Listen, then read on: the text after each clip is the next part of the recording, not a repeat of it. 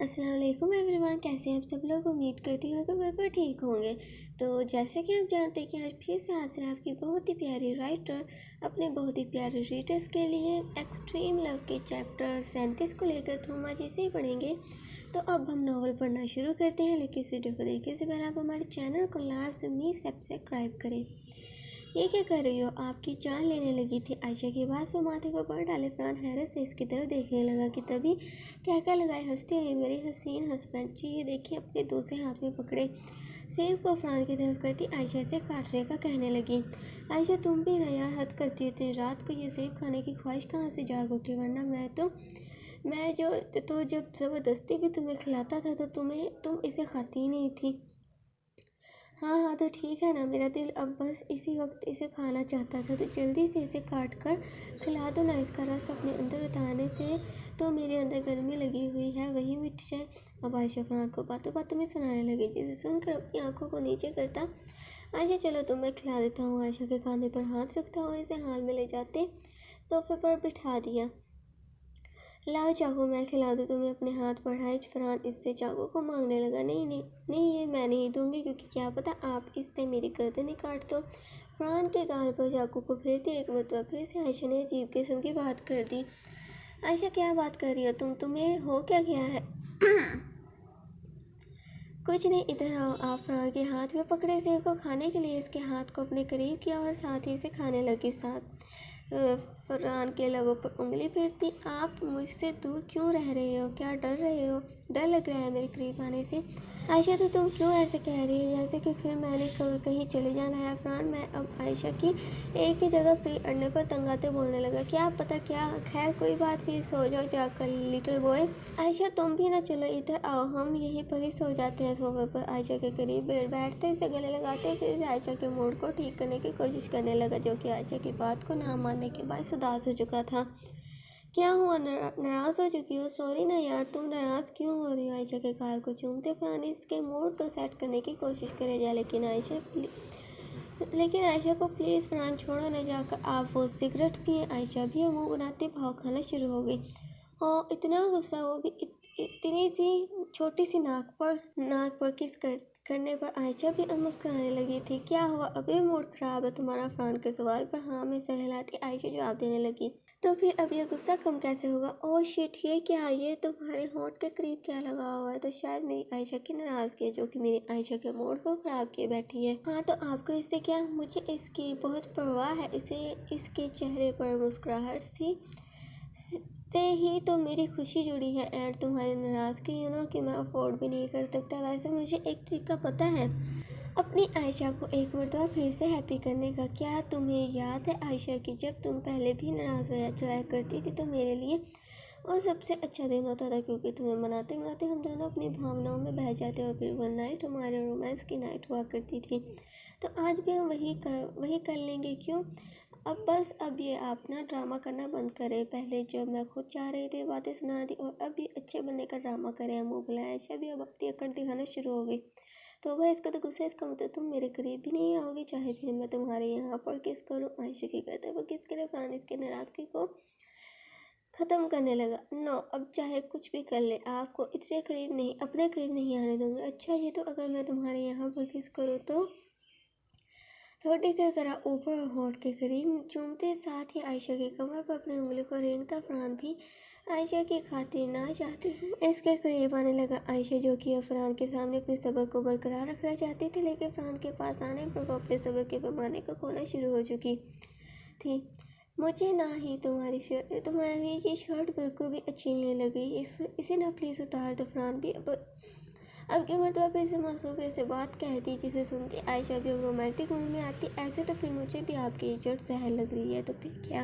लो भी, ये लो, उतार दी मैंने बस, क्योंकि जो चीज़ मेरी आयशा को सहल लगती है वो काम या चीज़ मैं हर किसी नहीं अपने पास रखूँगा। ठीक है, thank you so much. Ayesha, तो क्या अब तुम्हें मेरी कोई परवाह नहीं है? मैंने कब से कहा हुआ है कि तुम्हारी ये आई हेट दिस शर्ट। बस बट एक्चुअली मेरे हाथ दर्द कर रहे हैं, तो मुझसे ये शर्ट उतारी नहीं जाएगी। अपने चेहरे के दागों को बनाती अपने इरादे बताना शुरू हो गई। ओह माय गॉड, ओके, तो फिर अगर आपकी इजाज़त हो तो मैं ये काम कर दूँ। ओके लेकिन सिर्फ यहीं तक, इससे आगे नहीं, अब आगे नहीं, ठीक है। ये तो फिर वक्त पर डिपेंड करता है ना। आयशा के करीब आते आयशा की चोट को पकड़े ऊपर की तरफ करती हुए उतार दी। अब इसके वजूद को ढांपने के लिए ब्लाउज और ट्राउज़र मौजूद था। वाह, ये इतनी हॉट लड़की कौन है? हेलो मिस्टर, पीछे फेस करें। कैसे देखे जा रहे हैं आप? जैसे कि मैं कोई खुली तिजोरी हूँ जिसे आप लूटना चाहते हैं। आयशा, तुम ये कह भी कैसे सकती हो? Look at me. ये नज़र एक हस्बैंड के अपने वाइफ को मोहब्बत से देखने वाले हैं, जो कि अब आप अपनी बीवी को अपने इरादे इसके लिए मौजूद बेतहाशा मोहब्बत दिखाने के लिए बेकरार हुए जा रहा है। और मिस्टर नो, मुझे अब आपकी मोहब्बत देखने में कोई इंटरेस्ट नहीं है। मैं जा रही हूँ अपने रूम में रेस्ट करने के लिए। बड़ी अजीब किस्म के अंदाज से चलती हुई आयशा कमरे की तरफ जाने लगी, जिसे देख फरहान हैरान होते हुए इसे देखने लगा। तभी रूम के पास जाते ही, हेलो मिस्टर, एक्चुअली मेरे रूम में मच्छर बहुत है, तो क्या इसे आप आकर भगा सकते हैं? क्या मच्छर कहाँ से आया? फरहान आयशा की बात पर हैरान होते सोचने लगा। तभी आयशा के चेहरे पर अजीब किस्म की मुस्कुराहट को देख वो ये बात जान चुका था कि मच्छर तो सिर्फ एक बहाना है। वैसे तो इसे रूम में बुलाना है। ओके मैम, आपके रूम के सारे मच्छरों को मैं भगा दूंगा। रास्ता फरहान आयशा के पीछे रूम में चला गया, जहाँ पर आयशा जो कि बेड के करीब खड़ी फरहान को रूम में आते देख बेड पर लेट की पतली सफ़ेद रंग की कमर, जो कि काले रंग के ब्लाउज में मज़ीद खूबसूरत लग रही थी, जिसे देख फरहान को काव्य मूड आयशा के करीब आने के लिए मचलना शुरू हो गया। फरहान, आज जान ले लो मेरी अपनी मोहब्बत को दिखाते हुए। आज जो इतने अरसे की तड़प रही हूँ मैं, इस तड़प को मिटा दो। आयशा भी अभी बोल ही रही थी कि तभी फरहान ने इसके होठों पर झुके से खामोश करवा दिया। फरहान को खुद पर झुकाव देख आयशा ने इसके बालों में मजबूती से उंगलियों को फंसाए आज हर हद पार करने की इजाज़त दे दी। लव यार, कहाँ पर हो तुम? लारेब के घर की दूसरी चाबी, जो कि माइकल ने अपने पास रखी हुई थी, को लारेब के घर पहुंच के, जहाँ पर इसे कहीं पर भी लारेब दिखाई ना दे रही थी। यार कहाँ पर हो तुम? एक तो फ़ोन भी नहीं लग रहा तुम्हारा, और ऊपर से अब तुम घर पर भी मौजूद नहीं हो। यूँ बिना बताए कहाँ चली गई हो? इतने में माइकल को लारेब के रूम के अलमारी में शोर की आवाज़ सुनाई थी, जिसे सुनते ही माइकल हैरान होता हुआ आहिस्ता आहिस्ता से इस अलमारी के करीब आने लगा, ये सोच कर कि आखिर अंदर कौन है।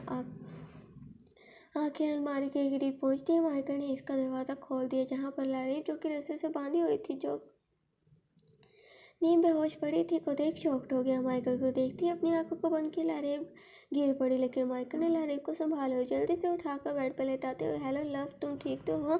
वहाँ पर तुम कैसे पहुँची? यार शिट, किसकी इतनी ज़रूरत हो गई ये इस किस्म की मेरे लव के साथ हरकत कर सके? Love please open your eyes, देखो तुम्हारे सामने कौन है। मुंह को थपथपाते हुए माइकल इसे होश में लाने की कोशिश कर रहा था, लेकिन सब बेसुध। आखिरकार हर कोशिश करने के बाद भी लारेब को होश न आने पर वो इसे गाड़ी में बिठाए हॉस्पिटल ले गया। जल्दी से डॉक्टर लारेब को रूम में ले गए और इसे ऑक्सीजन लगाने लगे, क्योंकि अलमारी में बंद होने के बाद इसे सांस लेने में काफ़ी मुश्किल हुई, और ऑक्सीजन माँ को ना मिलने के बाद वो बेहोश हो गई। माइकल, जो कि लारेब की ऐसी हालत को देख खुद अजीब किस्म की हरकतें करना शुरू हो गया। बाहर बैठे अपने हाथों को पेशानी पर रखे, अपने होंठ को दांतों में ले हल्के हल्के से जुबाते हुए साथ ही बड़बड़ाए जाए, मेरी लव इतनी तकलीफ में कैसे रह सकती है? कौन कर सकता है मेरी लव के साथ ऐसा? मैं इसे छोड़ूंगा नहीं। I will kill him. मैं बिल्कुल भी नहीं छोड़ूंगा। माइकल इस बात पर पागल हुए जा रहा था, जिसके बाद इसके होंठ को ज़्यादा चबा लेने से खून निकलने लगा। कुछ ही देर के बाद डॉक्टर ने बाहर आए, पेशेंट अब ठीक है, जल्द ही होश आ जाएगा। अच्छा हुआ जो आप जल्द ले आए, वरना मैटर सीरियस भी हो सकता था। मैं इसे देख सकता हूँ, इसे सांस तो ठीक से आ रही है ना? वो ठीक तो है ना? डॉक्टर माइकल को पहली मर्तबा इस हालत में देख हैरान था कि इस लड़की के लिए इतना पागल क्यों हो जा रहा है। हाँ, जाकर आप देख लें। डॉक्टर माइकल को इसे इजाज़त देते हुए खुद वहाँ से चला गया।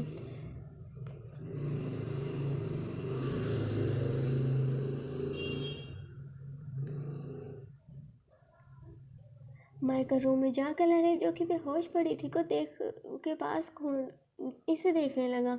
तुम अकेले नहीं हो, मैं हूं ना तुम्हारे साथ, तुम्हें कभी भी कुछ नहीं होने दूंगा, तुम फिक्र नहीं करना, ठीक है? लारेब के बालों को इसके चेहरे पर से हटाते माइकल इसकी पेशानी पर बोसा देने लगा कि तभी इसने अपनी आंखों को बोसा देने ही वाला था कि तभी इसने अपनी आंखों को खोल अपने हाथ में लगे प्रणाली की परवाह किए बगैर जोर से माइकल को पीछे किया, जिसके बायस इसके हाथ से खून निकलने लगा।